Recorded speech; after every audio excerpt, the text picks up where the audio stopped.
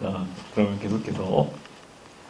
자, 이번에는 이제 미국 사회 문제를 해결하기 위해서가 아니고요. 개발도상국이나 후진국, 들의 사회 문제를 해결하기 위한 행정 연구 접근 방법을 볼 거예요. 자, 우리 발전행동론에 대해서는 앞에서 언급을 드렸고, 생태론이나 비교행동론이라는 개념이 조금 낯설 수 있으니까 그 내용 위주로 정리를 하시면 될 것 같아요. 자, 요 때부터는 이제 이렇게 생각을 했던 거예요.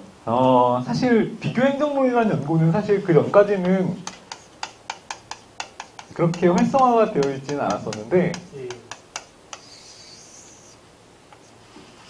자, 어떤 일이 있었냐면은 이제 제2차 세계대전이 끝나고 나서 이 세계의 패권을 지배하는 자유진영 국가들의 어떤 수장격으로 미국이라는 나라가 급부상을 하게 됐잖아. 자, 그래서 미국의 입장에서는 이제 다른 자유주의 진영 국가들에 대한 경제 혹은 다양한 차원에서의 지원, 자, 이런 것들을 이제 차츰차츰 시도를 하기 시작했다는 거예요. 자, 근데 미국의 입장에서는 본인들이 선진국으로 발전하게 되어온 기존의 어떤 제도, 시스템, 자, 이런 것들을 개발도상국이나 후진국들한테 이식을 해서 심어봤더니 기존의 미국 사회에서 제일 잘 작동하던 제도나 시스템들이 실제 개도국이나 후진국들한테는 잘 적용이 안 되더라 라는 걸 발견을 하게 된 거예요. 자, 그래서 이건 도대체 미국 사회랑 후진국이나 개발도상국이랑은 어떤 차이점이 있길래 같은 제도를 분명히 같은 제도를 운영을 해도 미국은 그게 경제 발전이나 선진화로 이어지고 다른 개발도상국이나 후진국은 그게 아니라 오히려 심지어는 우리나라 같은 경우는 어때서요?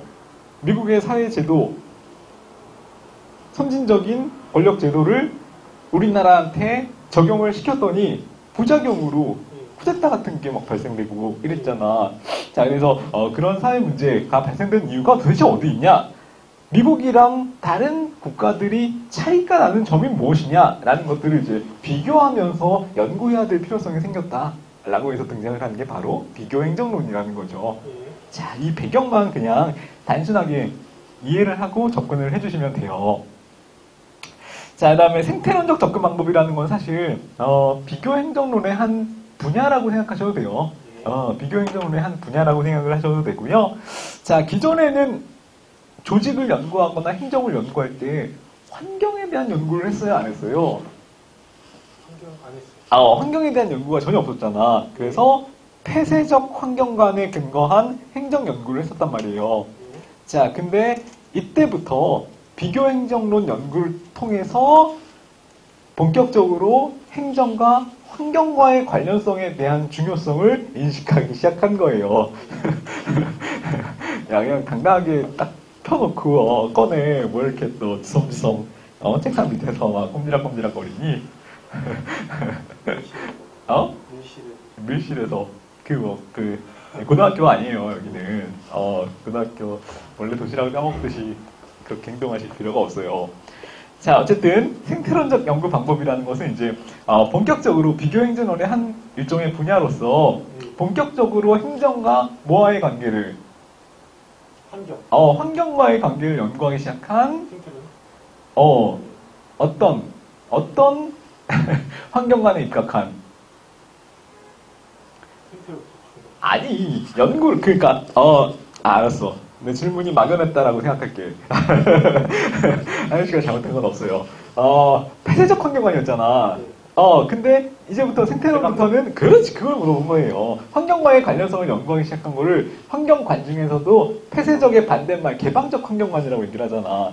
자, 그래서 거기 첫 번째 등장한 용어가 그거예요. 개방체제적 인식의 도입이라고 되어 있죠. 자, 이거는 행정을 환경과의 관련성과 연계시켜서 행정학을 이해하려고 접근하기 시작했다, 이거예요.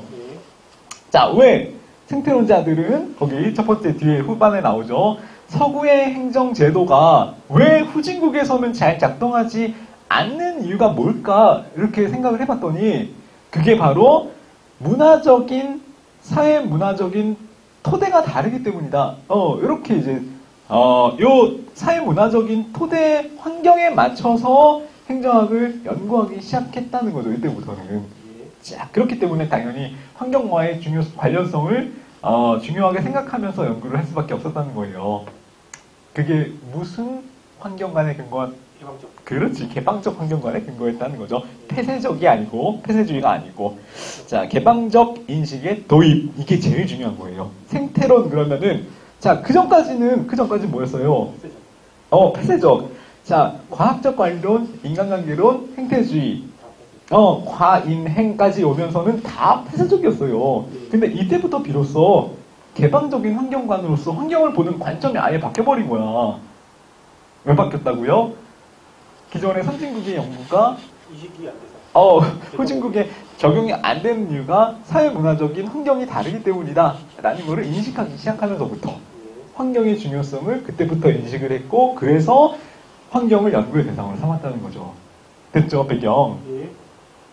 자, 그 다음에 얘는 이제 생태론적으로 접근을 한다는 거는 연구의 초점을 개별적이고 세부적인 개인한테 맞추는 거예요. 전체적인 문화 환경에 맞추는 거예요. 전체적. 자, 그렇죠. 전체적인 문화 환경에 맞추는 거니까 얘는 방법론적, 반복론적, 생태론적. 반복론적 전체주의? 그렇지. 방법론적 전체주의가 되는 거잖아요. 자, 생태론적 접근이라는 거는 연구의 기본 초점을 전체 문화나 환경에 초점을 맞추는 거기 때문에 방법론적 개체주의가 아니라 방법론적 전체주의예요. 자, 이거 기억하고 계시고 방법론적 전체주의. 자, 그러면은 미시적 연구예요? 거시적 연구예요? 거시적. 그렇지, 거시적 연구인 거고. 아까 행태주의는 어땠어요? 행태주의는 방법론적, 생태주의는 방법론적, 개체 전체, 개체주의. 그 다음에 미시적, 거시적, 미시적. 자, 근데 생태론에 오면서부터 완전히 바뀌었죠. 연구의 초점이 개별 주체가 아니고 전체와 거시적인 관점을 가지고 연구하기 시작한 거예요. 그게 생태론의 특징. 생태론의 특징 두 개 있어요. 하나는 개방적 환경관에 근거한 거. 이게 굉장히 중요해. 왜냐하면은 그 전까지는 아예 환경에 대한 연구를 안 했거든. 이때부터 비로소 환경에 대해서 개방적 환경관을 가지고 환경에 대한 연구를 행정연구에 포함시켰다는 거예요. 그게 굉장히 중요한 대목이죠. 뭔가 변화가 되면, 획기적인 변화가 일어나면 그게 되게 중요한 거잖아요. 그래서 생태론적 접근 방법 나오면 하나만 기억하라고 하면은 개방적 환경관, 이것만 기억해도 돼요. 시험에 엄청 많이 나왔어. 엄청 많이 나왔어. 알았죠? 자, 그 다음에 생태론적 접근 방법을 도입한 학자는 누구냐면은 가우스라는 학자예요. 가우스. 수학자랑은 달라. 가우스라는 학자예요. 자, 이 사람이 이제 정치학이나 보통 이제 문화를 연구하는 인류학이라는 학문이 있잖아요. 거기에서는 환경과의 관련성을 굉장히 중요하게 연구 대상으로 삼잖아. 그래서 그 방법을 행정 연구에까지 도입을 해가지고 행정에 영향을 미치는 환경적인 요인을 그때부터 연구하기 시작했다라는 것. 자, 밑에 가우스의 행정에 대한 고찰을 그래가지고 연구의 초점 7가지 생태적 환경적 요인을 제시하였다. 이렇게 나오잖아요. 자, 이 7가지 요인이 시험에 간혹 나올 때가 있어. 자, 주민, people, 국민이라고도 볼 수 있죠. 지리, 장소, 과학, 기술, 사회적 기술, 욕구, 재난, 지도적 인물. 자, 이게 이제 7가지 요인으로 가우스라는 학자가 제시를 한 건데, 자, 다음 중 가우스가 제시한 7가지 생태적 요인 중에 포함되지 않는 것은 이라는 시험 문제가 간혹 나올 때가 있어요. 자, 그래서 얘네들은 7개인데 사실은 뭐 그렇게 외우기가 어렵진 않아요. 그래서 앞글자를 따서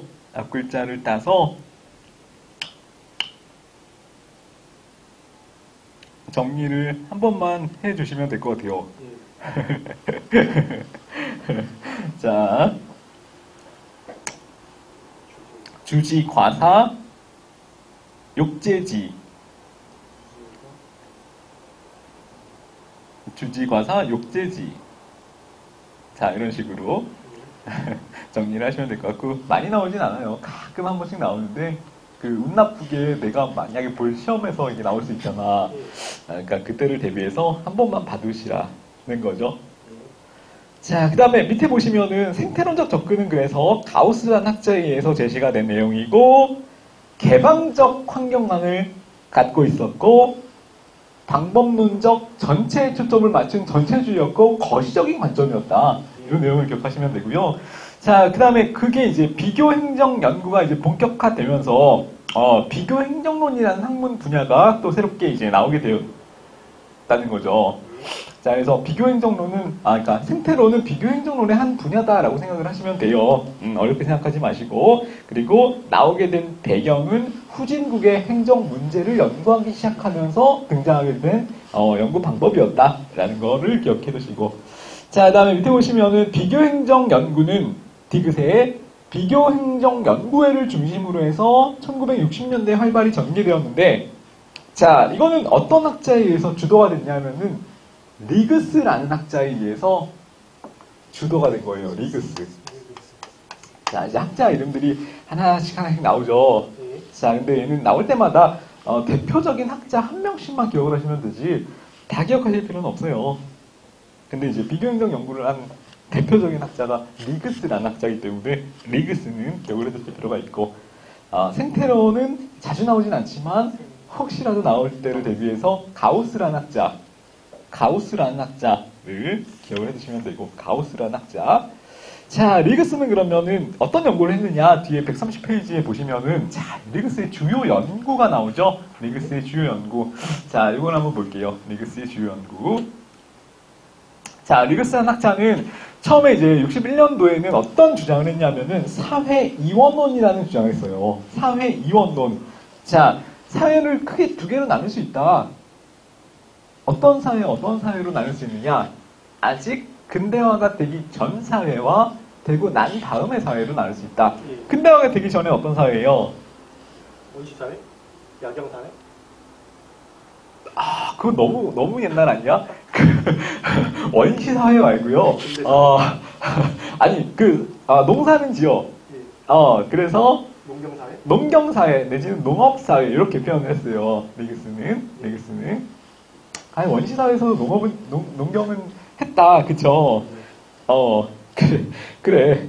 근데 어쨌든 그 사회 구조를 중심으로 해서 산업화가 되기 전에, 근대화가 되기 전에는 농업사회라고 표현을 했고요. 리그스는. 그 다음에는 산업화가 이제 진행이 된 이후의 사회는 산업사회. 이렇게 두 개로 나눴어요. 그래서 사회를 두 개로 나눴다고 해서 사회 이원론이라고 표현을 해요. 사회 이원론, 농업사회, 산업사회. 이렇게 농업사회, 산업사회. 자, 근데 좀 더 이 사람이 처음에 사회 이원론이라는 학설을 주장을 하고 나서 3년 정도 더 연구를 했더니 그 사이에 뭔가 또 다른 사회가 껴있다는 거예요. 자, 처음에는 이제 사회 이원론을 주장을 해가지고 사회를 두 개로 나눴어. 농업사회와 산업사회로. 자, 근데 좀 더 연구를 진행을 시켜봤더니 사회는 사실 이원론으로 나눠진 두 개의 사회가 아니었더라는 거죠. 왜? 농업사회에서 바로 산업사회로 넘어가는 게 아니라 농업사회에서 산업사회로 가기 위한 과도기적 사회가 또 하나 있더라는 거죠. 그거를 이제 리그스가 다음 연구에 주장한 사회 3원론의 개념이었던 거예요. 자, 리그스 사회 이원론과 사회 3원론을 주장한 학자였고요. 자, 그래서 그럼 어떤 사회가 있느냐? 사회를 어떻게 세 개로 나누느냐 하는 내용이 거기 있죠. 표로 제시가 되어 있는 농업사회에서 산업사회로 가기 위한 과도기적 사회. 자, 이게 사회 3원론의 개념이에요. 농업사회에서 산업사회 두 개로 나누고는 사회 이원론이라 그래서 3원론이 발표되기 전에 먼저 발표한 내용이고요. 리그스의 주장된. 자, 근데 좀 더 연구를 진행시켜 보니까 농업사회에서 산업사회로 가기 전 단계, 중간 단계의 사회가 또 하나 발견되더라. 그게 과도기적 사회더라. 이렇게 리그스가 주장을 했다는 거죠. 자, 그래서 그 말을 이제 과도기적 사회를 다르게 이제 좀 멋있게 이름을 붙여야 되잖아요. 학자들은 어떤 사람은 젖소 사회학 뭐 이렇게도 주장을 하는 것처럼 좀 더 멋있는 표현이 없을까 이렇게 생각을 해서 리그스가 어떤 명칭을 붙였냐면은 과도기적 사회를 어떤 표현이 멋있을까요? 근사업사. 그거 별로 안 멋있잖아. 학자들이 이런 용어에 굉장히 심혈을 기울인단 말이에요. 탈농업사회? 그것보다 더 멋있는 표현을 리그스가 발견했어. 자, 뭐냐면은 이거예요. 프리즘적 사회. 멋있지. 멋있지. 자, 그래서 프리즘은 뭐예요? 이렇게 빛이 들어오면은 프리즘을 통과하면서 빛이 막 굴절되는 그런 물질을 얘기하는 거잖아요. 자, 이런 것처럼 여러 갈래로 굴절되는 것처럼 다양한 어떤 면모를 보이는 중간적인 사회가 존재하더라. 그거를 리그스가 프리즘적 사회라고 부르자. 이렇게 주장을 했다는 거예요. 자, 그래서 거기 표를 보시면은 자, 처음에 농업사회는 자, 어떤 문화적 특징을 갖고 있냐면은 자, 공과 사가 농업사회는 구분이 되는 사회예요? 되지 않는 사회예요? 안 돼. 그렇지. 공사가 구분되지 않는 공사 미구분의 사회란 말이에요.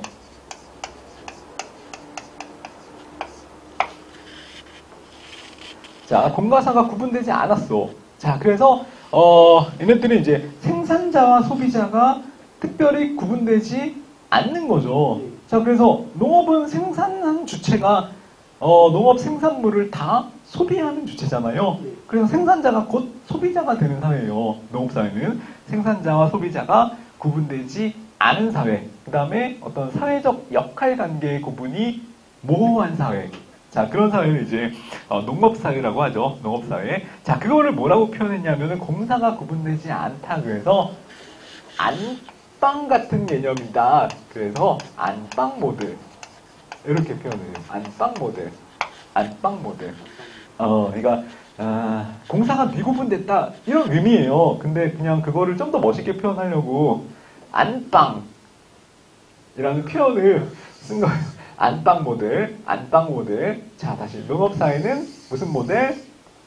안방 모델.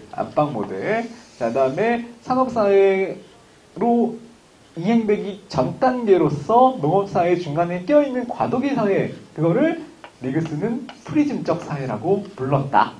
라는 것도 같이 기억을 해두시고, 농업사회의 특징은 공과 사가 구분되지 않은 공사 미구분 사회, 그거를 리그스는 안방 모델 이렇게 불렀다는 거죠. 자, 그러면 산업사회는 공사가 완전히 구분되죠. 그 다음에 생산자와 소비자가 완전히 분리되고, 자, 그래서 얘는 안방과 비교해서 공사가 완전히 구분된 사회. 그래서 이거 맞춰볼까? 무슨 모델 이렇게 또 불렀어요. 안방과 대비되는 완전히 그 반대되는 개념. 사랑방? 사랑방? 사랑방은 또 어디서 들었어? 예? 사랑방은 또 어디서 들었어? 그냥 안방을 반대. 아니야. 아직 사랑방은 아니고요. 사랑방은 조금 이따 나와. 사랑방은 조금 이따 나오는데 얘는 공과 사가 완전히 구분이 됐어요. 생산자와 소비자가 완전히 분리가 됐어. 회사인데? 맞아. 회사에는 뭐가 있어요? 회사를 설립하기 위해서는 창업인데? 자, 사무실이라는 게 필요하죠. 그래서 얘는 공사가 완전히 구분됐다 그래서 공과 사가 구분된 형태. 우리 집 방이 아니라 사무실 같은 느낌으로 표현할 수 있다 그래서 사무실 모델 이렇게 불렀어요. 사무실 모델. 자, 산업사회는 공가사가 구분된 사무실 모델이요. 자, 그러면은 프리즘적 사회인 과도기 사회는 무슨 모델이겠어요? 얘는 우리 집이긴 한데, 그렇지. 손님이 와서 언제든지 쉬었다 갈 수 있는 사랑방 같은 느낌이다. 그래서 사랑방 모델 이렇게 불렀어요. 자, 사랑방 모델. 자, 얘는 공가사가 완전히 구분된 것도 아니고, 그렇다고 아예 구분 안 된 것도 아니고, 뭔가 조금 애매한, 구분과 미구분 그 사이에 껴있는 듯한 느낌을 준다. 그래서 얘를 특별히 사랑방이라고 표현을 했다는 거죠. 우리 집이지만 언제든지 다른 외부 손님들이 와서 묵었다 갈 수 있는, 우리 집인 듯 우리 집이 아닌 것도 같은 약간 이런 방을 사랑방이라고 하잖아요. 자, 그래서 이렇게 사랑방 모델이라고 불렀다는 거죠. 자, 그래서 이것만 알면 돼. 리그스라는 학자는 처음에 사회 2원어를 연구했다가 나중에 사회 3원어를 연구하기 시작했다. 그래서 처음에는 사회를 농업사회랑 산업사회 두 개로 나눴는데 그 중간에 끼어있는 과도기적 사회가 있다라는 것을 발견했고, 그거를 리그스는 프리즘적 사회라고 불렀다. 자, 그거를 이제 모델로도 설명을 했는데, 옛날 농업사회는 공사가 구분되지 않은 안방 모델로 표현을 했다. 그 다음에 산업사회는 공사가 완전히 구분된 무슨 모델? 사무실 모델로 표현을 했다. 근데 그 중간 단계인 프리즘적 사회에서는 모델로 표현을 하자면은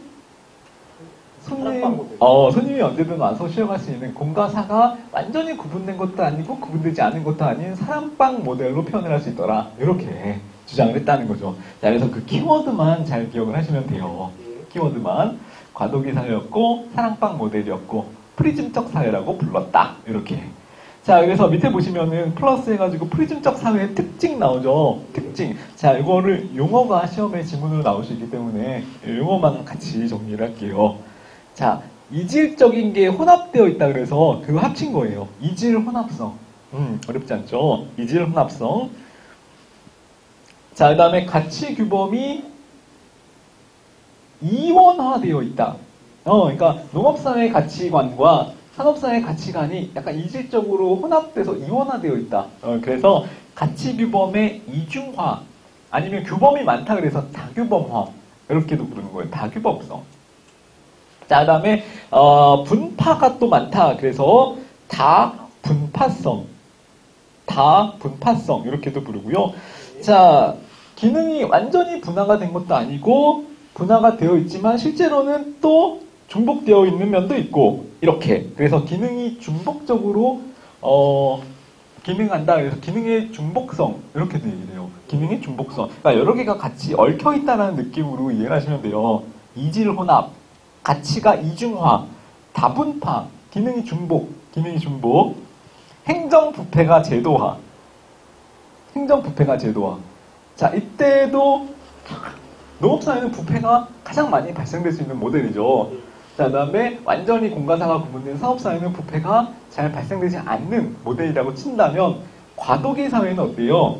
행정 부패가 있기는 한데 이게 법 규범도 아직 만들어져 있지만 제대로 작동하지 않는 상황에서 행정 부패가 제도적으로 만들어지기도 하고, 약간 이런 느낌으로 행정 부패가 제도화됐다, 이렇게 표현을 한다는 거예요. 행정 부패가 제도화됐다. 자, 그 다음에 불확정성, 특히 이제 거래 가격 같은 것들이 완벽히 시장적으로 형성이 되어 있지 않은 가격의 불확정성, 이런 것들이 프리즘 사회의 특징이에요. 프리즘 사회의 특징. 그 카페인 빨이 좀 떨어진 것 같은데? 그치. 어떻게 버틸 수 있겠어? 한번 보세요. 자, 그래서 리그스의 발전행정론, 굉장히 중요한, 발전행정론이래. 비교행정론 굉장히 중요한 내용이죠. 나도 카페인이 떨어졌어. 아니야, 나 그래서 아까 지금 커피를 한 잔, 사왔잖아.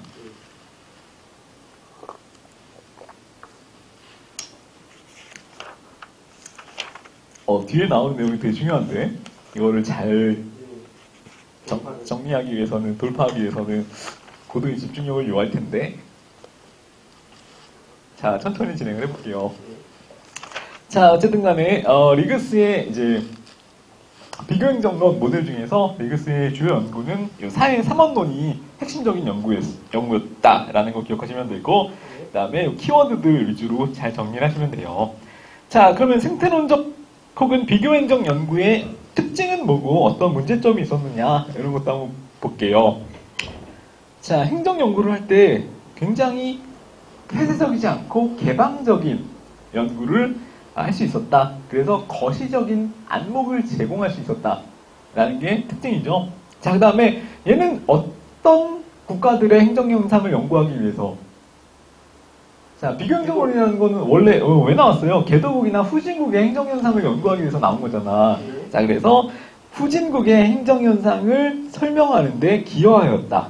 이런 거죠. 자, 그 다음에 문화 횡단면적이다 라는 거죠. 문화의 차이에 따라서 다른 행정 행태가 발생될 수 있다 라는 거를 인식하기 시작하고 연구하기 시작한 거예요. 자, 그래서 문화의 차이에 따라 행정의 차이점이 발생될 수 있다. 문화 횡단면적인 연구를 시행하였다라는 거 용어를 기억하시면 되고요. 자, 그 다음에 완전히 다양한 국가를 다 비교하는 것은 굉장히 어려웠어요. 자, 그래서 비교 대상이 되는 선진국과 몇 개의 후진국 또는 개발도상국으로 이 연구 범위를 좀 한정시킨 경향성이 있었어. 그래서 얘는 뭐라 그러냐면은 범위를 적정한 정도 범위로 맞춰서 연구를 했다. 그래서 중범위 이론 이렇게도 불러요. 중범위 이론. 완전히 모든 사례를 다 연구한 것도 아니고 뭐 한두 개만 연구한 것도 아니고 연구의 대상으로 삼을 수 있는 적당한 범위를 추려서 연구를 했다. 그래서 중범위 이론. 자, 이렇게 얘기를 할 수가 있고요. 자, 근데 여기서는 이제 한계, 특히 1번 한계가 굉장히 중요해요. 생태적 결정론의 한계라는 건 뭐냐면은, 자, 얘는 이렇게 생각한 거야. 행정을 하나의 독립변수로 이해를 하고요. 행정은 무조건 환경에 영향을 받을 수밖에 없는 종속변수다.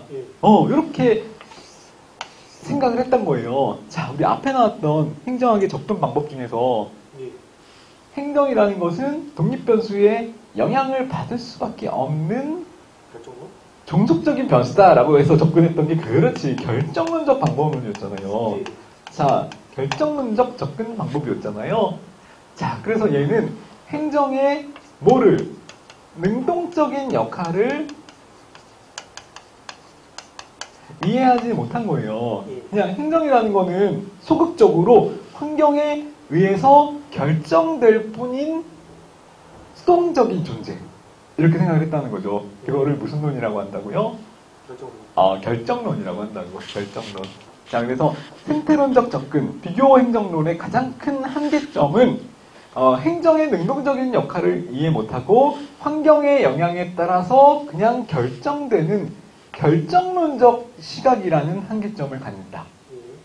결정론적 시각이라는 한계를 갖는 게 바로 생태론적 접근 방법의 한계점이었어요.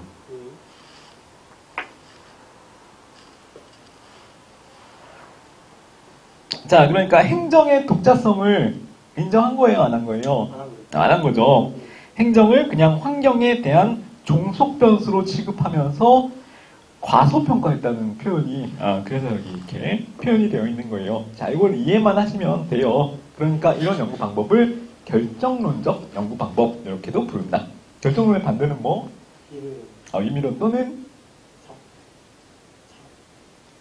자발론? 잡스? 자발론. 맞아요. 자발론. 자발론, 임의론, 그 다음에 반대는 결정론. 이렇게 기억하시면 돼요. 자, 리그스는 중간자적인 사회를 무슨 사회라고 불렀다? 프리즘적 사회. 프리즘적 사회는 어떤 모델? 개방적 모델? 아니, 그 모델. 안방 모델, 사무실 모델 사이에 있는 사랑방 모델. 사랑방 모델. 그렇지, 사랑방 모델. 자, 그것들을 잘 기억하시면 되고요. 커피 한 잔? 혹시 졸리면 커피 한 잔 타서 오세요. 괜찮으니까. 자, 그 다음에 뒤에 나오는 게 이제 발전행정론이에요. 발전행정론. 발전행정론. 자, 이건 어디서 나왔다 그랬어요? 그렇지. 발전행정론이라는 개념은 개발도상국에서 자, 우리 같은 시기에 나왔던 뭐와 비교를 해야 돼요? 신행정론이랑 비교를 해야 돼. 자, 신행정론은 어느 국가에서? 그렇지. 얘는 미국에서 미국 국내 사회 문제를 해결하기 위해서 정부의 적극적인 대책, 정부의 대책을 뭐라고 했어요? 정책을 만들기 위한 연구 방법론으로서 등장을 한 게 신행정론. 자, 신행정론을 주장한 대표적인 학자는 누구였어요?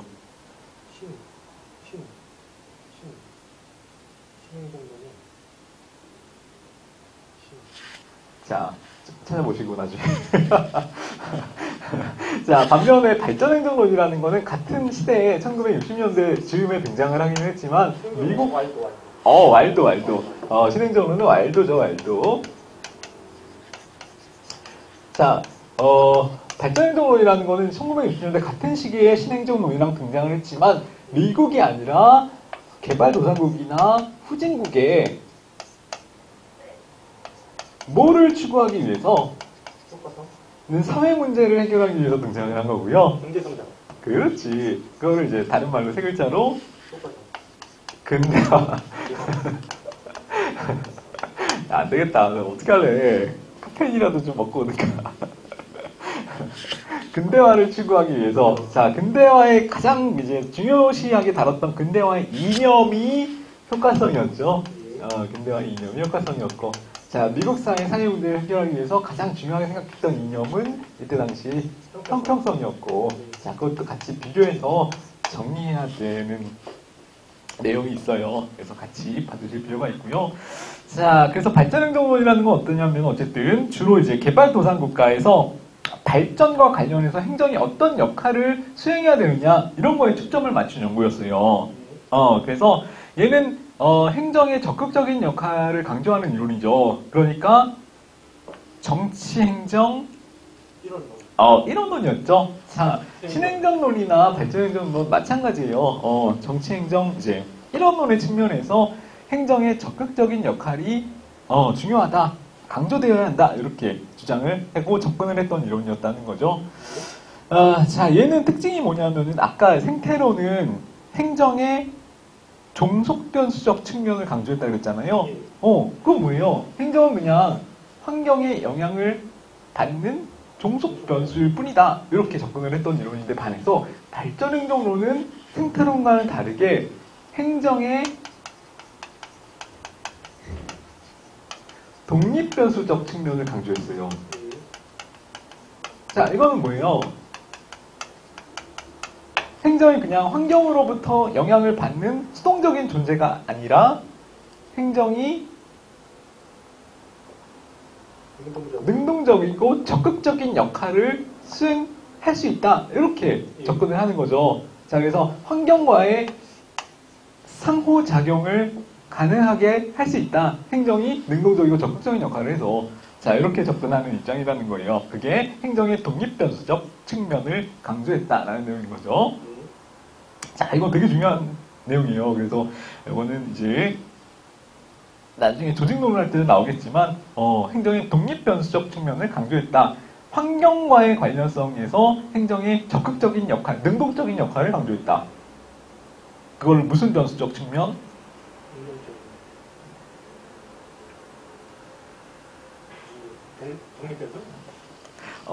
독립변수적 측면을 강조했다. 생태론은 무슨 변수? 종속변수적 측면을 강조했다. 이렇게 두 개를 구분해야 된다는 거죠. 자, 그래서 발전 배경을 보시면 우리 아까 설명해드린 대로 개발도상국에서 행정 현상의 특수성을 연구하기 위해서 행정 현상의 개발도상국에서의 특수성을 연구하기 위해서 만들어진 거고요. 자, 특징을 보시면은 얘는 정치 행정을 나눠서 이해해요? 아니면은 하나로 통합해서 이해해? 그래서 정치 행정, 이론론 중에서도 새 이론론이라고 표현을 한다는 거죠. 자, 발전행정론은 국가가 주도해서 사회를 발전시키는데 적극적인 역할을 해야 된다라고 보는 거죠.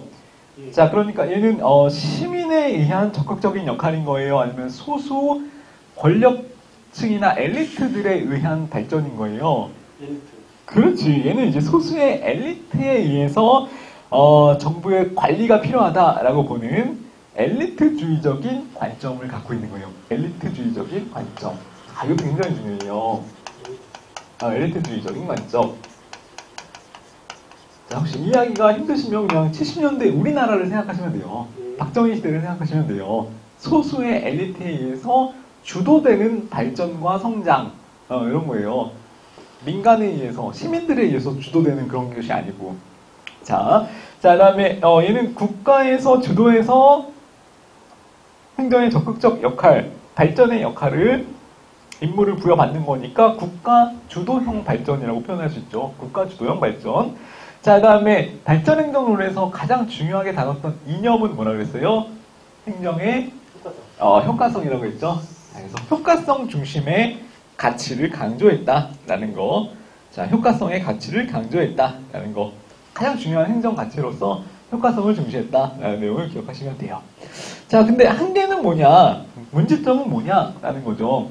자, 발전이라는 건 구체적이고 명확한 개념이에요? 추상적이고 모호한 개념이에요? 그래, 모호한 개념이라는 거죠. 자, 그래서 발전이란 도대체 뭐냐? 그냥 단순히 서구의 발전 과정을 따라가는 게 발전이냐라는 측면에서 발전 개념이라는 건 굉장히 모호하다라는 비판을 받게 되는 거죠. 발전행정론은. 발전이란 도대체 뭐냐라는 개념 정리를 명확히 할 수 없다. 모호하다라는 비판을 받는 거고요. 자, 그 다음에 행정의 적극적인 역할을 강조하다 보면은 자, 권력이 어떻게 돼요? 권력이 너무 행정으로 집중돼서 행정부가 굉장히 과도하고 비대해진다는 단점을 갖게 되겠죠. 한계점을 갖게 되겠죠. 자, 그래서 행정이 비대화되면 그럼 어떻게 되기 때문에? 행정이 비대화되면 그렇지. 행정이 부패화될 우려가 있기 때문에 행정이 독재 권력으로 흐를 위험성이 있기 때문에 발전행정론은 행정 권력을 비대화시켜서 권력 부패를 초래할 수 있는 위험성을 갖고 있었다라는 게 문제점인 거예요. 자, 그 다음에 얘는 발전행정론은 상대적으로 과학성과 기술성 중에서 뭐를 더 우선시하는 거예요? 기술. 그렇지. 기술성에만 초점을 뒀기 때문에 신행정론이나 발전행정론 단계에서는 60년대에는 과학성의 기존 연구의 과학성이었던 행태주의를 극복하자라고 시도를 하면서 출발했기 때문에 과학성을 너무 간과한 단점이 있다는 거죠. 기술성에만 초점을 맞춰서 오히려 과학성을 너무 간과한 이론적인 한계점을 갖는 거예요. 자, 그 다음에 행정부 중심의 발전 행정을 지향하면 행정의 책임성은 높아질까요? 낮아질까요? 높아져. 행정의 책임성은 높아질까요? 낮아질까요? 낮아져. 낮아지는 한계점이 있어요. 왜 그럴까요? 자, 이건 아까 행정부 너무 솔직해서 뭐라 얘기를 할 수가 없네. 모를 수 있지. 모르는 거 뭐 어떡해. 배우려고 지금 수업 듣는 거지. 다 알면 수업 들을 필요가 있나? 안 그래요? 카페인이 조금만 있었어도 좀 생각을 해보려고 노력했을 텐데 카페인 부족으로 인해서 포기하고 마는. 학생들 바카스 시작하잖아. 바카스가 고카페인이긴 한데 상대적으로 이제 다른 음료들에 비해서 조금 그래서 처음에 바카스를 시작을 하잖아요. 이거 무슨 그 중독 현상처럼 처음에 약한 걸로 시작을 하는 거예요. 바카스를 시작했다가 커피, 전 단계 커피 선생님이야 아직. 그 다음에 바카스를 가는 거죠. 그 다음에 레드불, 핫식스, 이런 것들을 가더라고요. 이거 학생들이 정말로 이 단계를 밟더라고요. 그러더니 마약. 안 돼. 그러면 안 되죠. 레드블락식스 같은 거를 먹고, 공부를 할 때는 얘네들 이제 과다 복용해가지고, 예. 공부할 때는 말똥말똥해. 근데, 과다 복용을 했으니까, 잠이 안 온다는 거야. 그래서 시험에 임박해서는 잠을 잘 되니까, 얘는 공부할 때는 카페인은 카페인대로 마시고, 잠을 안 자니까, 잠을 못 자겠다면서 또 수면제를 먹어. 아, 진짜로. 그래서 약간 너무 과도하게 카페인을 남용하는 거는 정말 좋지 않아요. 그래서 안 먹고 왔죠. 안 먹고 해롱되고 있잖아, 지금. 자, 참아봐. 자, 어쨌든 간에, 카페인은 이렇게 이제 점점 뭔가 중독이 심해지면서, 카페인 이제 바카스로 전직. 면역력이 생겼어. 어? 바카스로 레벨업을 했죠. 아, 나 좀 있으면 바카스 들어갈 거야. 자, 어쨌든, 행정 국가 중심의 엘리트주의적인 국가 발전이 되면요. 자, 그러면은 권력이 어디에 집중돼요? 행정. 그렇지. 행정부의 권력이 집중된단 말이에요. 자, 그러면은 상대적으로 행정부에 집중되어 있는 권력을 견제할 수단이나 장치가 있어요, 없어요? 없어요. 그래, 견제 장치나 수단이 없기 때문에 행정부에서 권력이 집중되어서 나중에 독점될 우려가 생기는 거예요. 자, 그러면은 행정부에서 권력이 독점되면 X의 비효율성. X의 비효율성이 발생되면서 예. 시민들에 대해서 행정 책임을 지려고 하지 안 않은 우려가 생길 수 있죠. 그러니까 행정 책임이 같이 해요.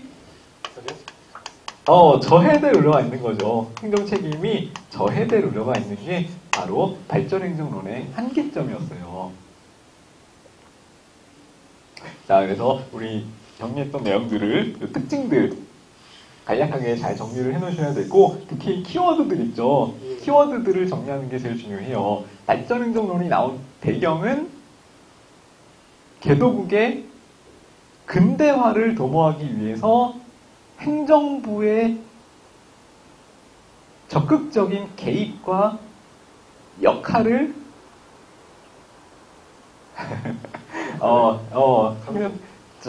적극적인 역할과 개입이 필요하다라고 해서 등장한 게 발전행정론의 개념이었잖아요. 자, 이거는 이제 행정과 환경과의 관계를 고려해야 하네요. 행정과 환경과의 고려를 해요. 행정과 환경과의 관련성을 고려하죠. 예. 그러니까 개방적 폐쇄적 이론 중에서 개방적. 개방적 이론이죠. 개방적 이론. 자, 근데 행정과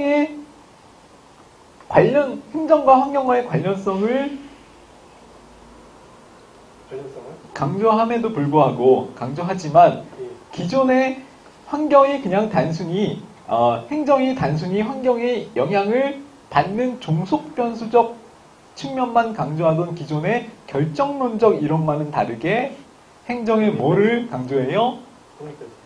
능동적 역할로서의 독립변수적 측면을 강조하기 때문에 얘는 결정론이 아니라 어떤 이론이다? 임의론. 그렇죠. 임의론이다. 자발. 또는 자발론이다. 이렇게 얘기를 할 수가 있는 거죠. 자, 그 다음에 발전이라는 것은 시민들에 의해서 전체적으로 주도가 되는 거예요? 아니면 소수의 권력을 독점하고 있는 엘리트들에 의해서 엘리트. 관리가 되는 거예요? 그렇죠. 그렇기 때문에 얘를 엘리트주의적인 접근 방법, 관리 방식 이렇게도 얘기를 하죠. 엘리트주의적인 접근 방식 이렇게. 자, 그 다음에 행정부로 권력이 집중되면 자, 행정에 대한 책임도는 어떻게 돼요? 그렇지. 행정의 책임성은 오히려 약화될 수가 있다라는 게 발전행정론의 한계점인 거죠. 한계점. 자, 그래서 여기까지 일단 정리를 하시면 되고. 자, 그래서 우리, 개도국이나 후진국의 행정현상을 연구하기 위해서 세 가지 정리했어요. 맨 처음에 뭐?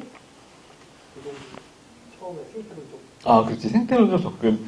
자, 가우스에 의해서 주도된 생태론적 접근. 환경적 요인을 처음으로 행정연구에 접목을 시켰다라는 거. 환경의 영향을 처음으로 연구하기 시작했다라는 거. 자, 그 다음에 등장한 게 후진국의 행정 행태를 연구하기 위해서, 그렇지. 선진국과 비교해서 비교행정론이라는 접근 방법이 등장을 했고, 비교행정론을 주장한 학자는 리그스. 리그스라는 학자에서 주조가 됐죠. 자, 리그스가 연구한 내용 중에서 가장 대표적인 연구로서 사회를 세 개로 나눠서 연구를 한 사회 3원론이 있었죠. 예. 자, 사회 3원론은 사회를 농경사회와 산업사회, 그리고 그 중간에 끼인 사랑방 모델. 사랑방 모델을 모델로 한 프리즘적 사회에 대한 주장을 한 게 사회 3원론의 개념이었고, 네. 그쵸? 자, 그 다음에 등장한 발전행정론은 개발도상국의 발전, 그리고 적극적인 행정의 역할을 강조하는 게 발전행정론, 행정의 종속변수, 독립변수, 독립변수적인 측면을 강조했다라는 거. 자, 그 다음에 정치행정 새이론론, 엘리트주의적인 관점, 그 다음에 국가 주도형 발전이었으며 이념적으로는 효과성의 가치를 제일 강조하였다라는 거. 근데 문제점은 발전 개념이라는 게 굉장히 모호했다. 그 다음에 행정부로 권력이 집중될 우려가 있고, 그러다 보면 권력이 독점돼서 행정에 대한 책임성이 오히려 떨어질 우려가 있었다라는 내용까지도 정리를 해주시면 될 것 같아요. 자, 여기가 이제 개발도상국과 후진국 1960년대에 접근했던 행정의 접근 방법이었어요. 자, 그 다음에 132페이지로 넘어갑시다. 132페이지. 자, 이때부터는 어떤 접근 방법이 등장을 하냐면은, 자, 체제론적 접근 방법이라고 이름 붙은 접근 방법이 새롭게 등장을 해요. 자, 체제론적 접근 방법. 자, 우리 체제라는 말은 많이 들어보셨죠? 자, 체제가 뭐예요? 일종의, 사회의 형태? 네? 사회의 태도? 그렇지. 제도나 문화나 기타 구성 요소들을 다 포함하고 있는 포괄적인 어떤 시스템, 그거를 체제라고 두 글자로 간단하게 줄여서 얘기를 하는 거예요. 자, 그래서 체제라는 거는 거기 132페이지에 개념이 있죠. 자, 어떤 경계가 있으면서 그 경계 안에 있는 구성 요소들이 서로 관련성을 띠면서 뭔가 통일성을 유지하면서 상호작용하는 전체로서의 실체. 굉장히 어려운데 그냥 간단하게 시스템이라고 생각하시면 돼요. 사회 시스템. 사회 전체의 시스템을 얘기하는 거고요. 자, 그 다음에 그 시스템이 어떤가, 속성이 어떤가. 자, 그거를 이제 체제의 시스템의 특징을 연구하는 게 바로 요 체제론적 접근 방법이라는 거죠. 체제론적 접근 방법. 체제라는 표현을 그냥 어렵게 생각하실 필요는 없어요. 그냥 사회 시스템이라고 생각하시면 되고, 자, 그래서 체제론적 접근 방법이라는 거는, 자, 이때 당시에 등장한 체제론적 접근 방법이라는 거는 연구의 초점을 개별적인 대상에 맞추는 거예요? 아니면 전체로서 사회를 보는 시스템에 초점을 맞춘 거기 때문에 방법론적 전체주의적인 입장인 거죠. 방법론적 전체주의. 자, 그거를 다른 말로 이렇게 총체주의적인 관점이라고도 표현을 해요. 총체주의적인 관점. 총체주의적인 관점. 총체주의적인 관점. 총체주의. 자, 그 다음에 모든 시스템은 목적이 있다. 시스템은 그냥 움직이는 게 아니라 어떤 특정 목적을 가지고 움직이는 하나의 거대한 기계 같은 메커니즘을 갖는 존재다. 그래서 목적론적 관점, 이렇게 설명을 하기도 하고요. 목적론적 관점. 자, 그 다음에 상위 체계가 있고 그 밑에 있는 하위 체제들이 서로 막 끊임없이 상호작용을 주고받는 관련성을 갖고 있기 때문에 얘네들을 개서적 특징을 갖는다. 이렇게도 얘기를 하는 거예요. 개서적 특징을 갖는다. 그러니까 개서적 특징 같은 표현이 행정에서 종종 나와요. 근데 얘네들은 이제 어떤 체계가 있으면은 거기에서 상위 체계가 있고 하위 체계가 있고 각 구성 요소들이 있고 복잡한 기계처럼 각자의 역할을 하면서 상호작용 속에서 움직인다. 약간 시계 태엽들이 여러 개의 태엽들이 이렇게 서로 상호작용을 하면서 하나의 이제 시계라는 장치가 움직이게 되는 것처럼 자, 그런 관점을 개서적인 관점이라고 표현을 해요. 개서적.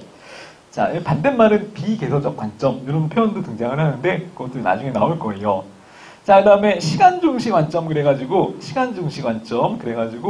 체계들은 끊임없이 시간이 지나면서 체제는 조금씩 변동하는 특징을 갖지만, 자, 시간이 지나서 변동을 해도 체제 자체는 사라지는 거예요. 계속 유지가 되는 거예요. 그렇지. 시간이 지나서 조금씩 발전은 하지만, 변화는 하지만, 사라지지 않고 그대로 유지가 된다. 그래서 그걸 뭐라고 그러냐면은, 동태적 안정성을 갖는다. 라고 표현을 해요. 이 동태적 안정성이라는 개념이 체제를 설명하는 특징 중에서 되게 중요한 내용이에요. 그래서 이 표현들은 반드시 좀 익혀두실 필요가 있죠. 동태적 안정성을 유지한다. 동태적 안정성을 유지한다. 뭘 유지한다? 동태적 안정성. 동태적 안정성을 유지한다. 정신줄 잡어. 정신줄 잡아요. 투혼까지는 아니야. 30분만 잡고 있어. 자, 그 다음에, 체제의 그러면은 체제의 속성이 뭐냐? 특히 이제 여기서부터 우리가 배우는 거는 환경과의 관련성을 고려한 거예요? 고려 안 한 거예요? 한 거예요. 한 거죠. 그러니까, 폐쇄적, 개방적? 개방적. 그렇죠. 개방적. 우리가 지금 배우는 거는 개방체제를 배우는 거예요. 개방체제. 자, 체제라는 것도 크게 두 개로 나눌 수가 있어요. 환경과 상호작용을 일으키는 폐쇄체제가 있고요. 환경과 전혀 상호작용을 일으키지 않는 뭐가 있다고요? 일으키지 않는 폐쇄체제가 있고 일으키는 개방체제가 있는데 두 개 체제가 있는데 그 중에서 지금 배우는 거는 개방체제를 배우고 있다는 거죠. 자, 그래서 밑에 체제를 두 개 종류로 표로 나눠놨잖아요. 자, 폐쇄체제는 환경과 상호작용을 안 하는 거예요. 안 하는 거. 반면에 개방체제는 하는 거. 자, 그 다음에 폐쇄체제는 환경과 관련성을 인정 안 하고, 그 다음에, 조직 안에서 가장 효과적인 방법이 뭔가만을 찾는데 목표를 두는 거예요. 자, 그거를, 유일 최선의 방법을 찾는 체제. 그래서 다른 말로는, 좀 어려운 말로는 선형적 인간관계를 추구하는 체제.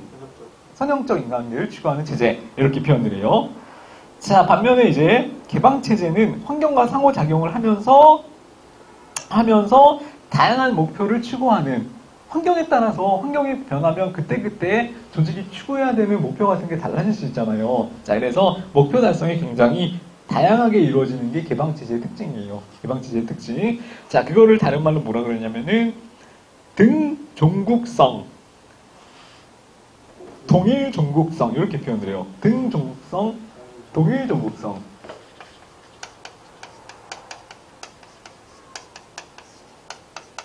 자, 정신을 바짝 차려야 돼요. 그래서 새로운 표현들이 마구마구 등장을 해. 자, 동일종국성.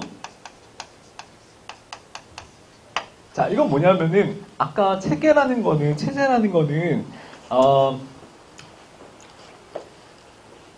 시간이 지나면서 조금씩 변화하고 진화해 나가긴 하지만 결국 안정성을 회복해 나가는 동태적 안정성을 갖는 개념이다라고 했죠. 자, 동태적 안정성. 동태의 반대는 뭐예요? 그렇지, 정태. 자, 정태적 안정성 아니에요? 정태라는 건 뭔데? 가만히 있는 거잖아. 근데 체제라는 거는 가만히 있는 개념은 아니에요. 시간이 지나면서 주변 환경과의 상호작용 속에서 계속 조금씩 변화해. 그러니까 가만히 있는 정태적 안정성은 아니고 그때그때 끊임없이 환경과 상호작용 속에서 움직임을 반복하는 동태적인 특징을 갖는다는 거죠. 근데 체제는 어떻게 돼요? 환경에 영향을 받는다고 소멸해요? 그게 아니라 환경과 영향을 받으면서 움직이면서 변하면서도 자기만의 안정적인 체제의 속성을 유지하려고 하잖아. 그래서 얘를 동태적 안정성이라고 부른다는 거죠. 정태적 안정성? 아니에요. 동태적 안정성.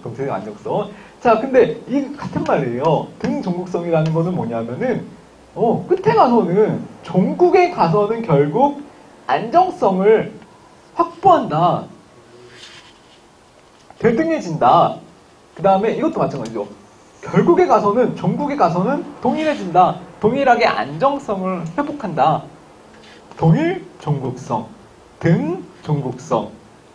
자, 등 종국성, 동일 종국성. 김종국 아시죠? 김종국은 등 근육이 많아요. 그래서 등 종국성. 내가 얼마나 오죽하면 이래. 카페인도 없이 하려니까 이렇게 되는 거 아니에요. 자, 무슨 종국성? 등종국성. 또 다른 말로는 동일종국성. 동일종국성. 자, 그거는 체계가 어떤 안정성을 추구하기 때문에 동태적 안정성. 동태적 안정성을 추구하기 때문이에요. 동태적 안정성을 추구하기 때문에. 자, 밑에 보면은 개방체제는 엔트로피 낮다 이렇게 되어 있죠. 자, 이건 또 무슨 말이에요? 엔트로피. 우리 계속 이제 낯선 용어들이 등장을 하는 거예요. 엔트로피는 들어보셨나요? 무슨 개념이에요? 엔트로피요? 엔트로피. 계속적으로 변하는 계속적으로 변화해서 어떻게 된다? 전기는 없어져요. 어떻게 알았어? 그 위험물에 나와요. 안전관리 보고 있어요. 아, 진짜요? 그래. 그러면 훨씬 쉽네. 자, 엔트로피라는 건 뭐냐면은, 결국 어떤 존재든, 결국, 종국에 가서는, 소멸된다라는 거예요. 그러니까, 안정적으로 어떤 상태가 존재하다가, 어떤 존재든 처음엔 안정적으로 존재하다가, 점차 가면 갈수록 뭐가 증대되냐면은, 무질서의 정도가 증가를 한다 이렇게 보는 거예요. 그래서 결국 가서는 이 무질서의 정도가 점차 심해져서 최종적으로는 어떤 존재든 결국은 소멸하게 되고 만다라는 게 엔트로피의 개념이라는 거죠. 그러면 엔트로피가 낮다는 건 뭐예요? 엔트로피가 낮다는 건 계속 유지. 그렇지. 소멸하지 않고 무질서가 점차 심화되지 않고 그렇지. 계속적으로 지속적으로 유지가 된다는 거잖아요. 어떻게? 동태적으로 안정성 있게. 체제라는 거는 없어지지 않고 움직이면서도 끊임없이 안정성을 회복해서 종국에 가서는 똑같은 안정성을 회복하는 엔트로피가 낮아지는 방향으로 움직이는 특징을 갖는다. 이거 다 같은 비슷한 맥락이죠. 표현만 다르게 해놨을 뿐. 자, 이거를 다른 말로 뭐라 그러냐면은 마이너스 엔트로피 또는 부의 엔트로피 이렇게도 불러요. 부의 엔트로피. 엔트로피가 낮아지는 방식으로 움직인다라는 의미죠. 정의 엔트로피는 플러스 엔트로피는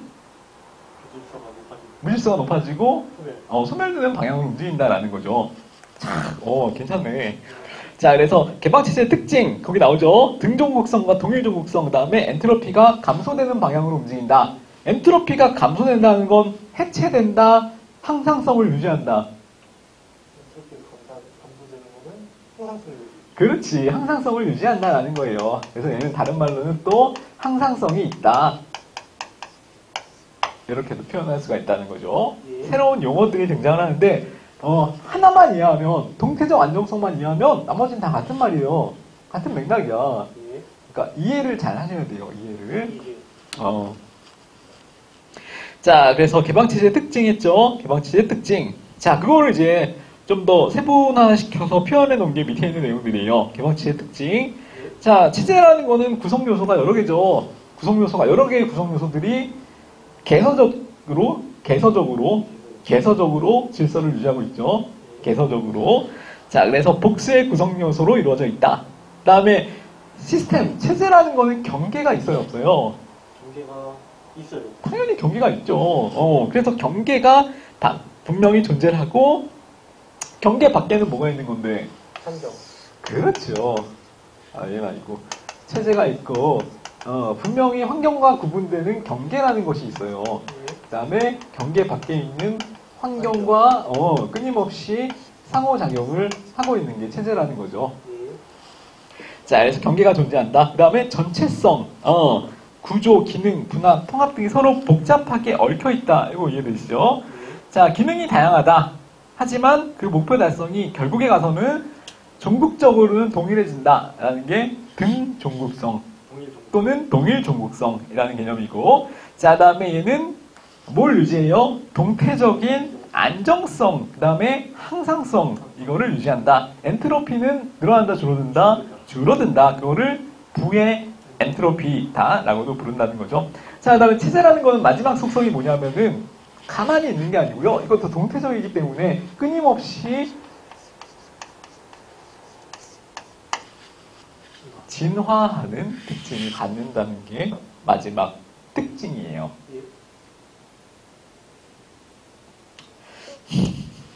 자, 여기까지 정리해 두시고. 자, 체제와 관련된 특징. 그 중에서 가장 중요한 거는 이 동태적 안정성이 제일 중요하고요. 자, 그 같은 내용을 설명하는 내용으로 다른 이제 표현들, 등종국성이라든지 동일종국성이라는 표현이 있고, 자, 자연과학적으로 설명하면은 엔트로피가 감소되는 방향으로 항상성을 갖고 움직인다. 그래서 마이너스 엔트로피 또는 부의 엔트로피 이렇게 부른다. 체제라는 거는 가만히 있다, 끊임없이 진화한다, 진화하는 특징을 갖는다는 거예요. 그것도 중요하기 때문에 기억해 두셔야 되고, 133페이지 밑에 체제의 기능을 해가지고 파슨스라는 학자가 체제는 4가지 기능을 수행한다 라 그래서 영어 앞글자 따서 에이질이라고 불렀어요. 자, 그 내용 한번 볼게요.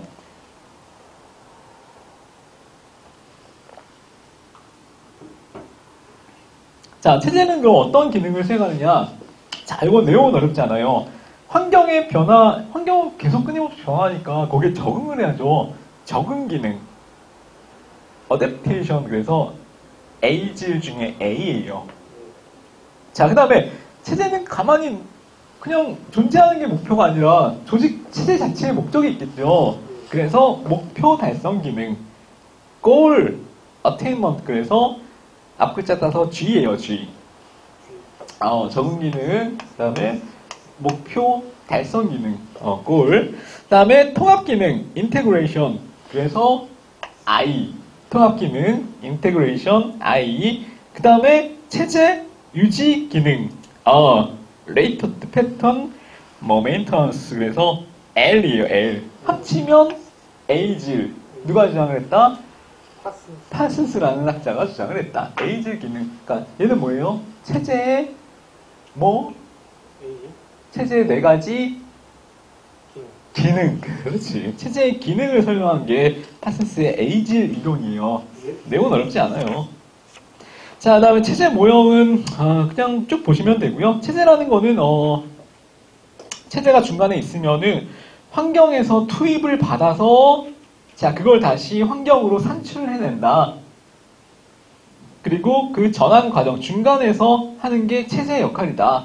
체제의 역할. 그 다음에, 산출된 내용이 끊임없이 다시 피드백을 거쳐서 다시 재투입으로 환경, 체제 속으로 다시 들어간다. 라는 개념이에요. 그걸 설명해 놓은 건데, 내용 자체는 어렵지 않고, 그냥 읽어만 보시면 충분할 것 같아서 넘어가시고요. 체제론적 접근 방법은 그럼 어떤 한계점이 있어요?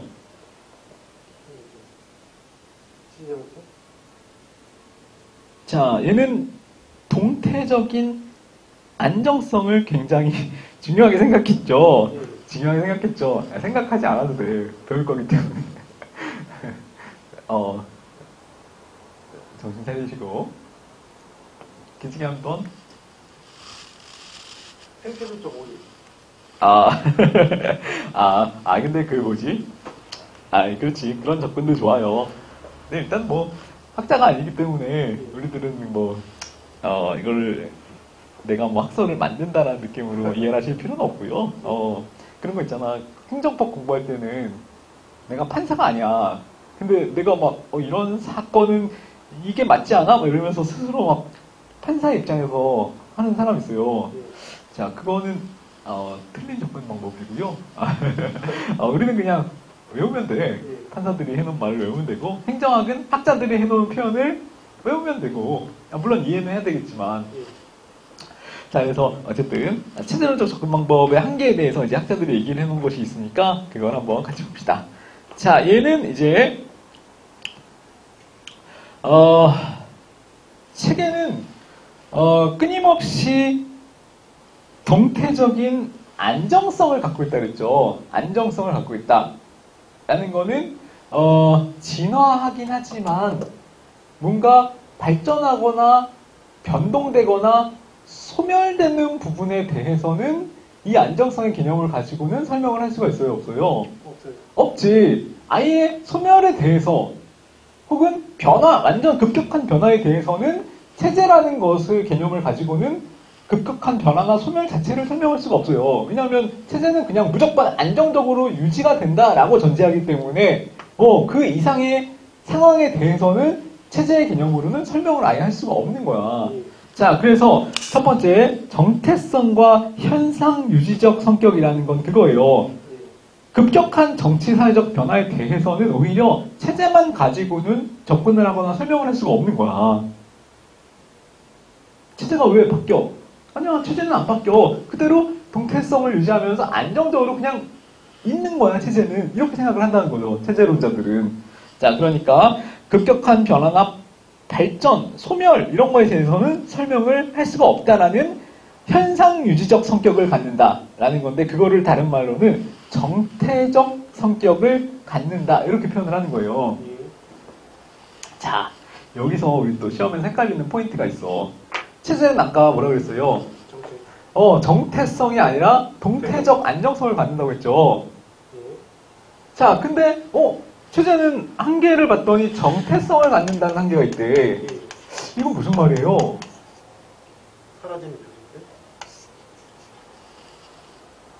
사라지는 조직에 대해서는 설명을 할 수가 없다. 현상 유지적인 성격을 갖는다는 거죠.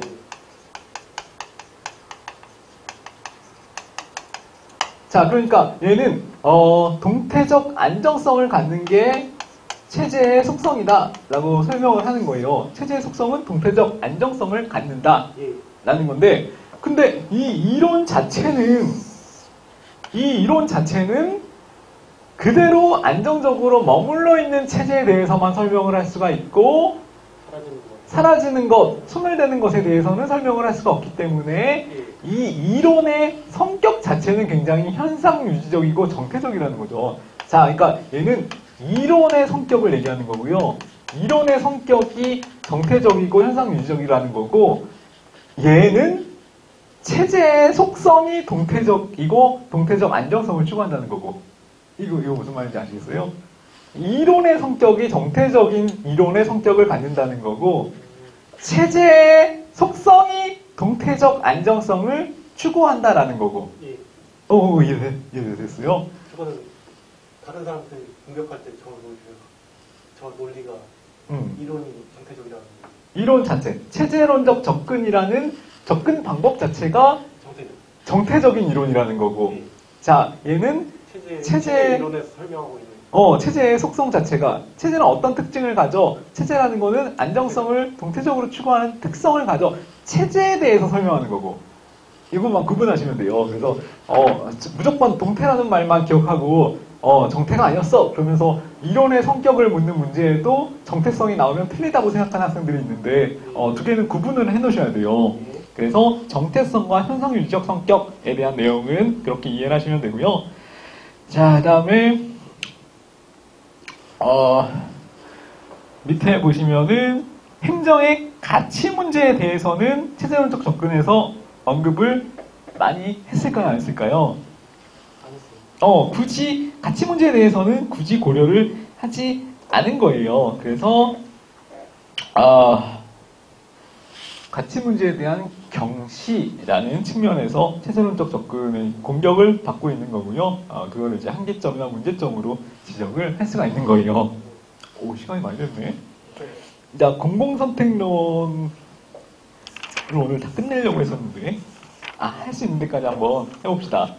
자, 근데 그 다음에 이제 등장하는 게, 자, 공공선택론이라는 개념인데, 이거는 굉장히 또 중요해요.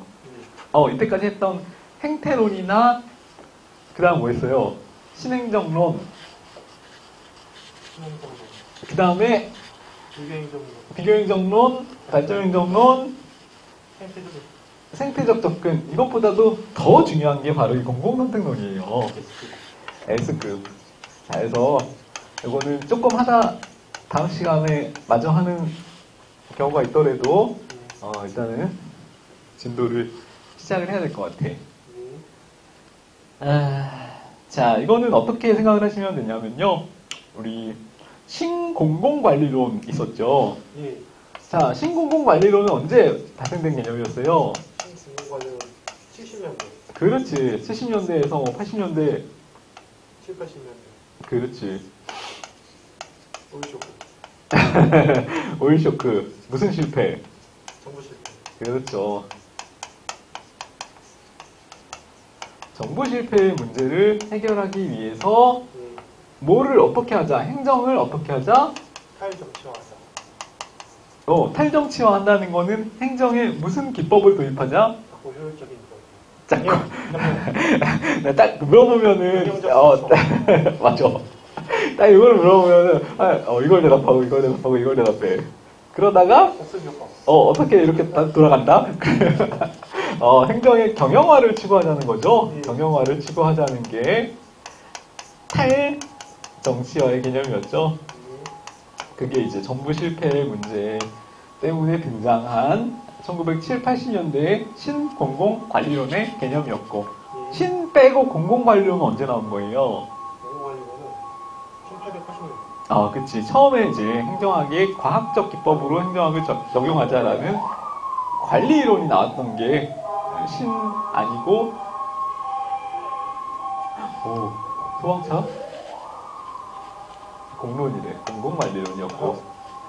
자, 그래서 어쨌든, 자, 공공선택론은 그럼 뭐냐면은, 신공공관리론을 나올 수 있게 해준 이론적 토대가 된 내용이 공공선택론이라고 생각하시면 돼요.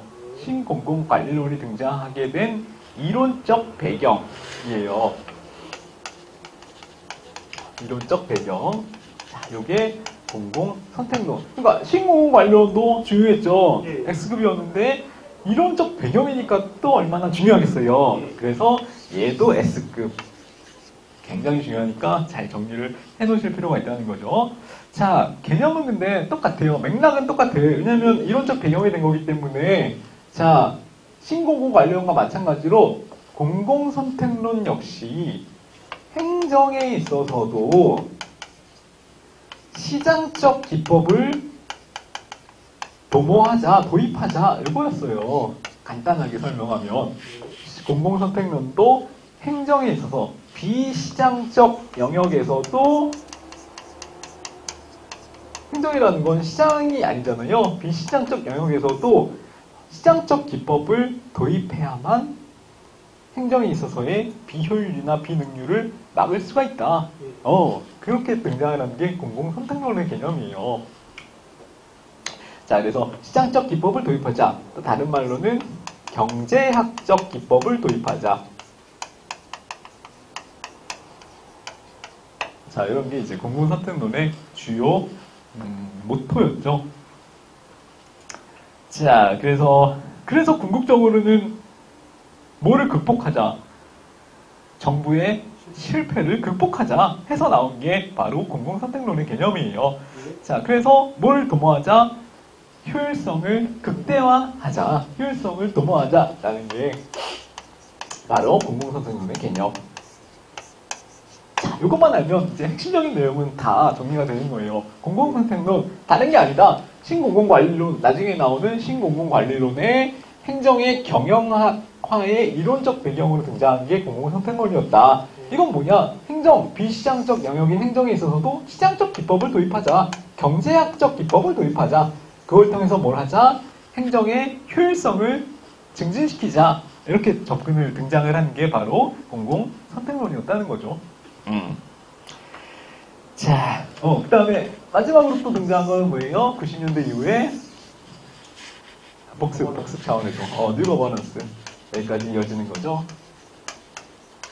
얘는 신공공관리론의 이론적 배경이 공공선택론이었는데 그러면은 뉴 거버넌스는 어떻게 나왔어요? 신공공관리론을 해봤더니 민간에서 하고 싶어요. 민간에 맡겼더니 상대적으로 이제 공공의 목적을 소홀하게 취급하는 측면이 있어서 예.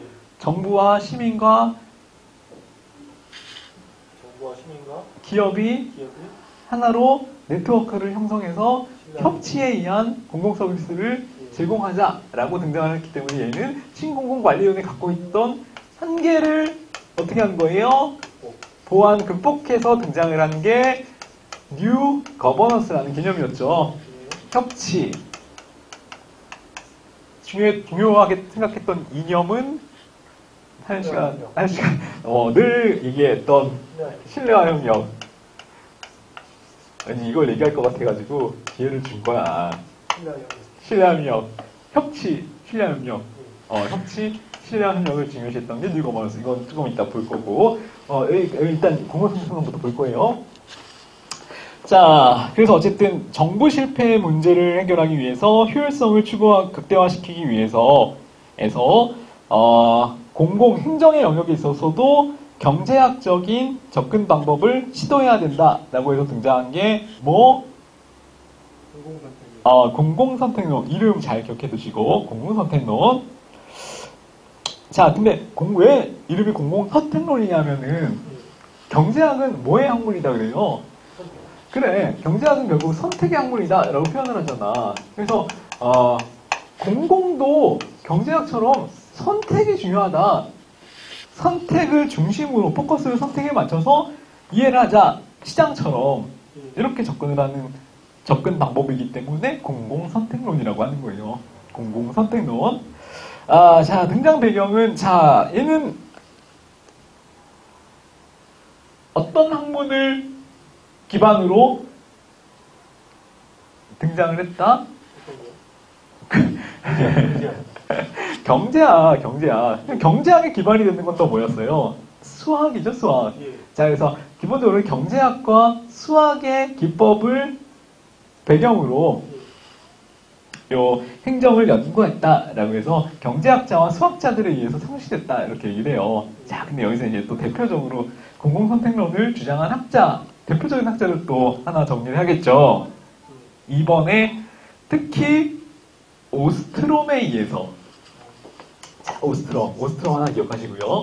이 사람도 중요한가요? 이 사람은 지문으로 꽤 자주 나와요. 왜냐면 공공선택론 자체가 중요하기 때문에 주장한 학자도 많이 나오는 거야. 자, 오스트롬에 의해서 자, 행정학의 지적 위기의 출간을 통해서 처음으로 오스트롬이 공공선택론의 관점을 행정학에 접목하려고 시도하였다. 이렇게 오스트롬. 그러니까 창시했다. 이렇게 생각하시면 돼요. 창시했다. 공공선택론을 창시했다. 자, 그럼 공공선택론의 특징은 뭐냐? 이거죠. 경제학적 접근 방법을 시장이 아닌 비시장의 의사결정 연구에 도입하였다. 이거 이해되시죠? 자, 그 다음에, 자, 얘는 그냥 물어볼게요. 방법론적 개체주의예요? 전체주의예요? 개체주의. 왜? 선택을 연구하는 거. 제법인데? 그렇지. 자, 얘는 경제학적 기법을 도입을 했고, 개개인의 경제적 의사 주체의 선택을 강조했기 때문에 개체에 초점을 맞춘 방법론적 개체주의였어요. 잘했어. 경제학적 기법은 방법론적 개체주의라고 봐요. 방법론적 개체주의. 개별 주체, 수학적으로 개별 주체, 수학은 연역적이에요, 참고로. 과학이 기납적이야. 자, 그 다음에 방법론적 개체주의이고요. 얘는 수학적 기법을 가지고 적용을 했기 때문에 연역적, 기납적, 수학. 기납적. 과학이 기납적이고요. 수학이 연역적이에요. 얘는 과학이 연역적이고요. 수학이 기납적이에요. 경제학자, 수학자에 의해서 창설된 공공선택론은 그러니까 연역적인 거죠. 몇 번을 말해? 몇 번을 말해? 자, 방법론적 개체주의면서 연역적이에요. 방법론적 개체주의면서 연역적이에요. 경제학이기 때문에 방법론적 개체주의. 그 다음에 수학적 기법을 가지고 연구를 했기 때문에 연역적 방법. 두 개 기억해두시고, 그 2번이죠. 방법론적 개체주의와 연역적 접근. 됐죠? 자, 그 다음에 이것도 이제, 경제처럼 어떤 재화를 생산하는 생산자가 있고, 그 다음에 소비하는 소비자가 있다라고 보는 거예요. 그럼 생산자는 누구예요? 행정에서 생산자는? 생산자는 정부. 그렇지, 정부. 소비자는? 시민. 자, 그래서, 정부와 시민의 관계를 경제학적으로 연구하는 거잖아요. 그래서 생산자와 소비자 관계에 빗대어서 설명을 하는 거예요. 생산자와 소비자처럼 정부를 생산자로 보고 시민은 소비자로 보자. 이렇게 접근을 하는 게 무슨 이론? 공공선택론. 공공선택론. 괴롭혀야 돼, 무조건. 잡깨라고. 자, 그 다음에, 얘는 시민 개개인의 선호와 선택을 존중한다. 라는 거 표현 이해되시죠? 시민 개개인의 선호와 선택을 존중한다니까 방법론적? 개체주의죠. 방법론적 개체주의. 자, 그 다음에, 기존의 정부 관료제를 실패했다고 봐요? 성공했다고 봐요? 실패했다고 보는 거예요. 정부는 실패했다라고 보는 거예요. 그래서 전통적 관료제의 실패를 지적하면서 등장하였다. 왜? 정부 관료제가 실패한 이유는 시장이랑은 다르게 정부가 뭘 하기 때문에 X의 비효율성을 초래하는 독점을 하기 때문이다 라고 설명을 하면서 시작을 하는 거예요. 정부가 실패한 가장 큰 원인은 독점 때문이야.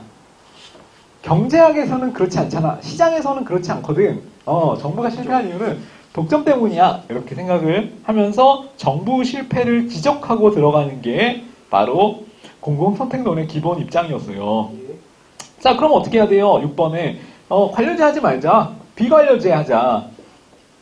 시장 경제를 추구하자. 공공에 있어서도 시장 경제를 추구하자라는 거. 그 다음에 7번처럼 정치도 교환이다. 교환. 왜? 교환은 어디서 중요한데? 경제학에서는 모든 거를 다 교환이라고 생각하잖아요. 생산자가 소비자는 생산자한테 뭘 주고? 소비자는 생산자한테 재화, 돈을 주고 생산자는 소비자한테 서비스나 물건을 주고. 자, 그런 관계, 교환 관계에 있다. 그러면 정치나 행정과 시민의 관계는 어떻게 교환이 되는 거예요? 시민들은 정치인한테 뭘 줄 수 있고? 세금, 투표나 뭐 세금도 말이 돼.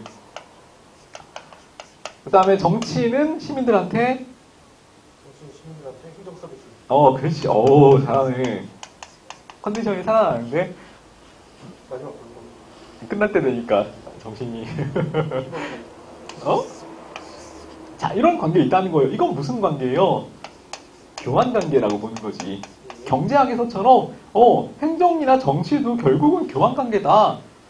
정치는 시민들한테 서비스를 제공하고 공공 서비스를 제공하고 시민들은 정치인한테 투표를 통해서 선택을 해주고 이렇게 내가 날 뽑아줘. 그러면 내가 좋은 정책을 해줄게. 뭐 이렇게 교환을 한다는 거예요. 자, 그래서 이 내용들이 공공선택론과 관련된 키워드들이니까 이걸 잘 정리를 하시면 되고요.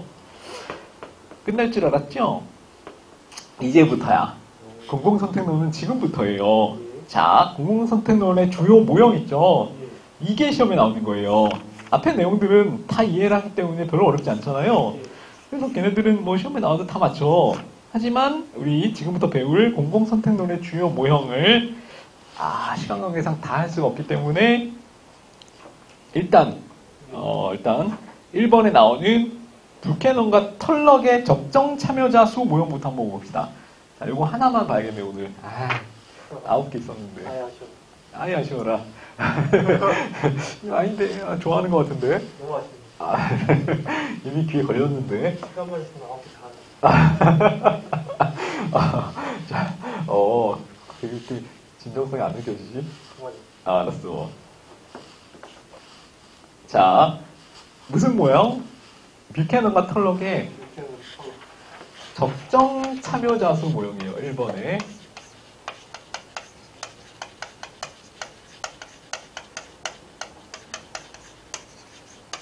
적정 참여자 수 모형. 이게 뭔가 도대체.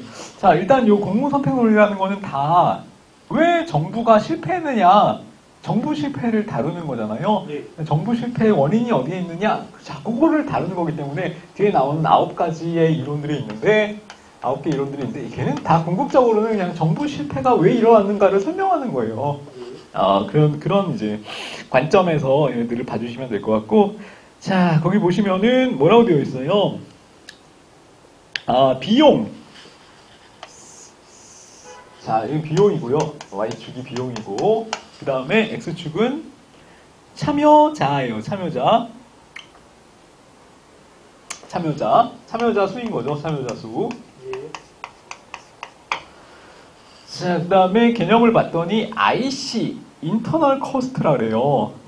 자, 내부적 의사 결정에 들어가는 의사 결정 비용. 자, 그거를 뭐라 그런다고요? IC. 의사 결정 비용. 자, 봤더니 어떻대요? IC의 그래프는 이렇게 IC 의사결정 비용. 자, 참여자가 많을수록 비용이 어떻게 되는 거예요? 늘어나는 거지. 자, 참여자가 많으면 많을수록 그 사람들의 의견을 다 들어보고 수렴해서 하나의 최종적인 의사로 결정되기까지는 많은 시간과 비용과 노력이 들겠죠. 예. 그래서 사람이 많아지면 많아질수록 의사결정에 들어가는 비용도 비례해서 올라간다는 거예요. 예. 이거 어렵지 않죠? 예.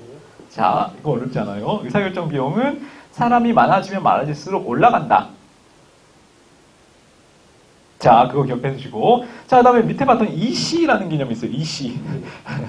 표현이 다 왜 이래? IC, EC 그냥. IC, EC. 심지어 그걸 합쳐놓으면 TC야, TC. 토탈 비용을, 총 비용을 해가지고 TC라 그래요. 토탈 코스트. 자, EC는 그럼 뭐예요? 외부 비용. 이건 무슨 말이냐면은, 집행 비용이에요. 집행 비용. 집행에 들어가는 비용이라는 거예요. 예쁘게 그려야 되는데. 자, EC. 자, 그래서 보통 정책을 두 개 단계로 나누잖아요. 결정과 집행. 그래서 의사를 결정하는 단계가 있고 의사를 집행하는 단계가 있잖아. 그래서 보통 정치행정 이원론이라고 그러면은 의사 결정이 정치고 집행이 행정이었잖아요. 자, 근데 어쨌든 의사를 결정하는 단계와 집행하는 단계를 나누는데, 자, 그 비용은, 의사를 결정하는 비용은 참여자가 많으면 많을수록 늘어나는 관계에 있는 거고, 의사의 집행 비용은 참여자가 적으면 더 많은 집행 비용이 들고, 참여자가 늘면 늘수록 더 적은 집행 비용이 드는 관계에 있는 거예요. 자, 이 그래프 이해되시겠어요? 왜 집행 비용은 참여자가 많으면 점점 줄어들어요? 많이 불릴 수 있어서? 에? 자, 이거 왜 그럴까요? 자, 이거를 이해해야 이 그래프가 납득이 돼.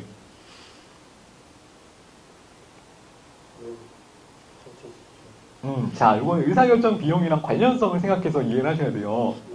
자, 처음에 어차피 누가는 정책을 해야 되니까. 자, 참여자가 많았어. 그러면 의사결정 비용은 많아져요, 적어져요? 많아요. 많아지죠. 자, 그래서 의사 결정하는 데는 비용이 많이 들어가. 참여자가 많으면. 근데 의사를 많은 사람들이 참여해서 비용을 많이 들어서 한번 결정을 해놨어. 그러면은 이미 다 여러 사람들이 다 자기네 의견을 피력해서 결정을 다 같이 합의해서 한 거기 때문에 나중에 이 정책을 집행할 때는 군소리가 있어요, 없어요?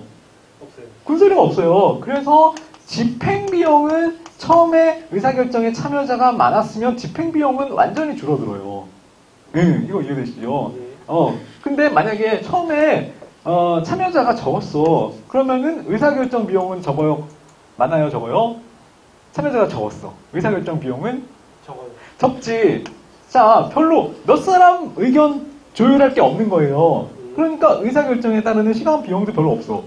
별로 적어. 근데 나중에 집행 단계에 가서는 이 사람 참여하지 않았던 대부분의 사람들이 뭐야?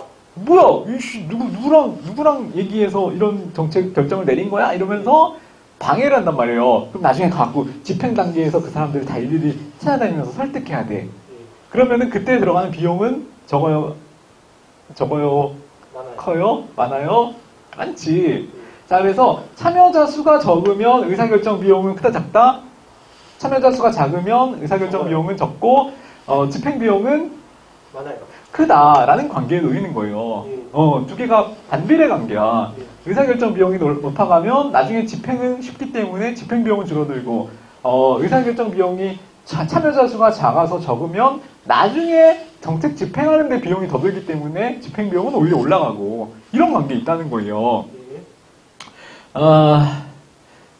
자, 그래서 의사결정 비용과 외부 비용을 둘 다 고려하면은 총 비용이라는 것이 나오겠죠. 예. 자, 총 비용은 얘네들을 두 개를 합쳐놓은 개념인 거고요. 합쳐놓은 개념이고 결국 이런 식의 총 비용 그래프가 만들어질 수가 있는데 토탈 코스트에서 TC라고 하는 거고 총 비용이 가장 줄어드는 지점을 이 지점, 최적 지점 이렇게 얘기를 할 수가 있다는 거예요. 그래서 총 비용을 가장 최저로 만들 수 있는 참여자 수가 이 지점에서 형성이 된다. 이렇게. 이 지점에서는 의사결정 비용과 집행 비용을 둘 다 합친 총 비용이 최소가 되는 지점이다. 이렇게 정리를 해놓은 게 바로 이 표라는 거예요. 자, 그래서 요거만 이제 이해하면 됐어요. 나지 이제 정리만 나왔어요. 정리만 남았어. 자, 그래서 모형의 특징은 참여자 수가 많으면 의사결정 비용이 어떻게 된다? 늘어난다. 반면에 집행 비용은 줄어든다. 반대로 참여자 수가 적으면 의사결정 비용은 줄어들고 반면에 집행 비용은 늘어난다. 자, 그래서 이씨 집행 비용을 다른 말로 외부 비용이라고도 해요. 외부 비용. 자, 요거 혼동하지 마시고 외부 비용. 자, 그래서 지금 이해하신 것만 정확하게 알고 계시면 되는 거예요. 자, 그러면 정부 실패가 왜 발생했느냐가 여기서의 논의의 포인트잖아요. 참여자가 너무 많거나 너무 적거나 해서 정부 실패가 발생한다. 이렇게 보는 게 바로 적정 참여자 수 모형이에요. 참여자가 적정해야 되고 적정하지 않은 참여자가 있으면은 의사결정 비용이 늘어나거나 집행 비용이 늘어나거나 하는 이유 때문에 뭐가 발생된다?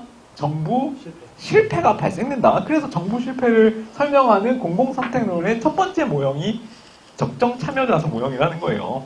됐죠? 나머지 8개는 다음 시간에 합시다. 시간 관계상. 좋아? 아쉽지? 빨리. 그럴까? 나도 마음 같아서는 그러고 싶지만. 자, 일단 그래서 여기까지 일단 정리를 하시고, 복습해 오시고, 해 놓으시고, 나머지 8개를 다음 시간에 보고 정리하도록 하겠습니다. 자, 고생하셨고, 다음 시간에 맑은 정신으로 만나도록 할게요. 수고하셨습니다. 겨우 정신 차렸네, 겨우 정신 차렸네.